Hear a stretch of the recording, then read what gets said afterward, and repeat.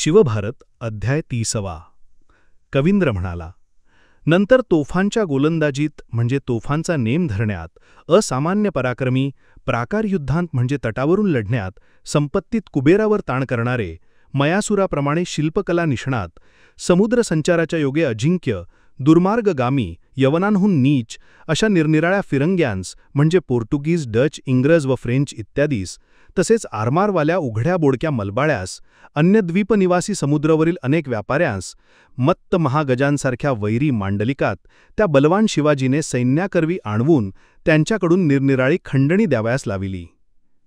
त्या लोभी अविधांनी दीर्घकाळ साठवलेली राजापुरातील संपत्ती त्याने तत्काळ हस्तगत केली. सोन्याच्या ठेवींनी भरलेल्या कढया, जी मध्ये पुरून ठेवलेल्या अशी ती भूमी त्या दुष्टांच्या कर्दनकाळाने अनेक खनकांकडून खणविली. तेथे त्या राजाच्या नेत्रात जरी सिद्धांजन घातलेले नव्हते, तरी त्यास ते पुरलेले साठे प्रत्यक्ष दिसले. त्या राजाने जेथे जेथे आपली दृष्टी फेकली, तेथे तेथे मेरू पर्वताप्रमाणे सोन्याच्या राशी उत्पन्न झाल्या, दिसल्या. तिथे थोर लोकांनी अर्पिलेल्या अनेक रत्नराशींच्या योगे त्यास विदुराद्री म्हणजे वैदुर्य रत्नांचा डोंगर हा जणू काय अविदूर म्हणजे अगदी जवळ झाला. दीर्घकाळ राहिलेल्या यवनांच्या संपर्काने अशुद्ध झालेली व पुरलेले साठे असलेली भूमी त्याने तेथे शुद्ध केली की काय?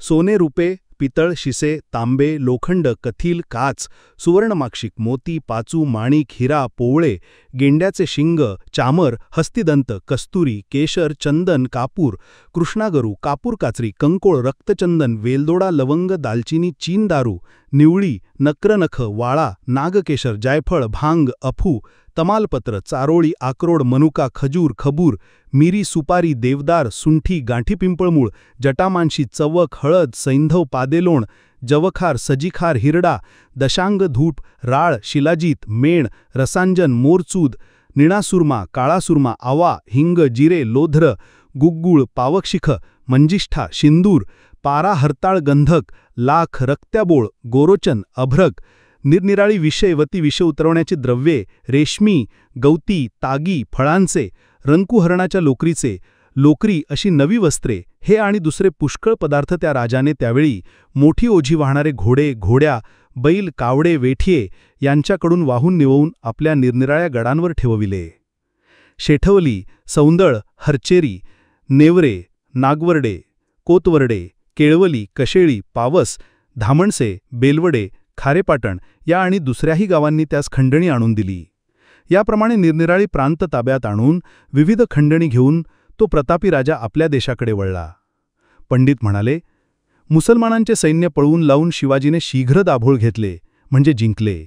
तसेच चिपळूण आपल्या हस्तगत केले आणि संगमेश्वरही अनायासे घेतले. आणि अहो, सर्व राजापूरही पाताळापर्यंत खणून काढले. सर्व साठे घेतले आणि नागरिक कैद केले. तसेच स्वसामर्थ्याने समुद्रास आपला मांडलिक केले म्हणजे त्याच्यावर आपली सत्ता स्थापन केली. अशा प्रकारे शिवाजीने वैराने देश व्यापला. हे जाणून त्यावेळी आदिलशहाने कोणता उपाय योजला?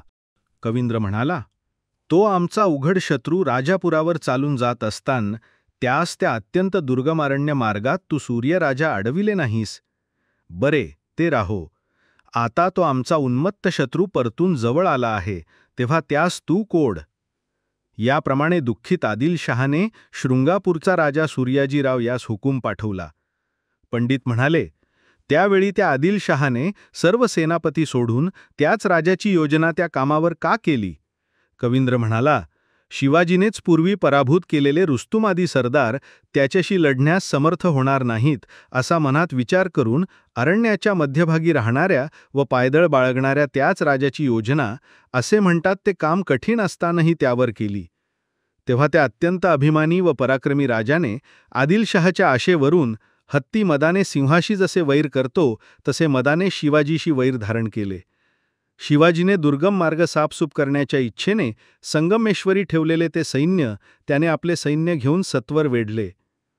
पुष्कळ पायदळाच्या साह्याने शिवाजी वे मोठे सैन्य मध्यरात्री वेढून दुर्दैवाने लढू इच्छिणारा तो सूर्याजीराव पुष्कळ वेळ मेघाप्रमाणे गर्जना करू लागला.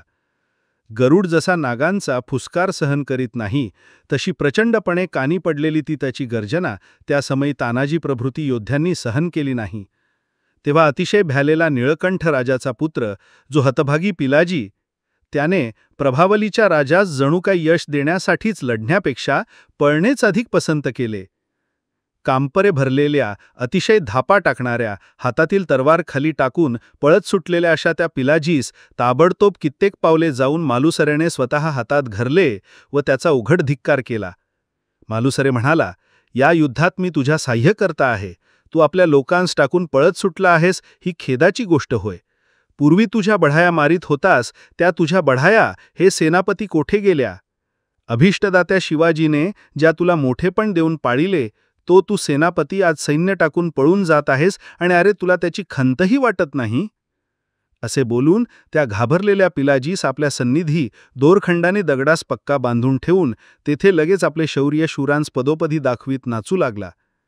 ठार केलेल्या शत्रूकडील वीरांच्या रक्ताचे पूर वहाव्यास लावणारा व प्रचूर युद्धशोभारूपी सुंदरीच्या कानातील अलंकार असा तो तानाजी मालुसरे युद्धामध्ये चमकू लागला व त्याच्या तेजाने त्या रात्री सूर्य उत्पन्न झाला. तेव्हा आपण केलेल्या जयघोषाने ज्यांनी मेघांचा ध्वनी लोपावून टाकला आहे, ज्यांच्या हातात तरवारी चमकत आहेत व जे पदोपदी मारण्यास उद्युत झाले आहेत, अशा शत्रूच्या प्रचंड गर्दीमध्ये न गोंधळणाऱ्या व उत्तम तिरंदाज सैनिकांनी त्याचे रक्षण केले. सज्ज हो, हाण, दे, धांब, फेक, पोहोचव, वाचव, टाक, सोड, पळ, ने, परतव, पहा, फोड, तोड, घे, पाड, मार असे तेथे मोठ्याने ओरडणाऱ्या व एकमेकांवर धावून जाणाऱ्या दोन्हीकडील योद्ध्यांचा वर्णनीय ओरडा झाला.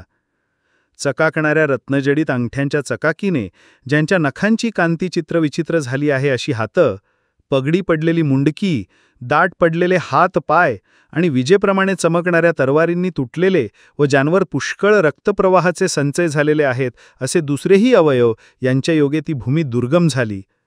मग रात्र संपत लागले असताना सूर्याचे किरण जसे अंधकार नाहीसा करतात तसे शिवराजाच्या योद्ध्यांनी पूर्ण पराभूत केलेले शत्रुसैन्य तत्काळ नाहीसे झाले, म्हणजे पडाले. मग ते शत्रू राजाकडील श्रेष्ठ सैनिक लगेच पळून गेले असताना नवीन मेघाप्रमाणे गर्जना करणाऱ्या दुंदुभीबरोबर मालुसरे गर्जना करू लागला.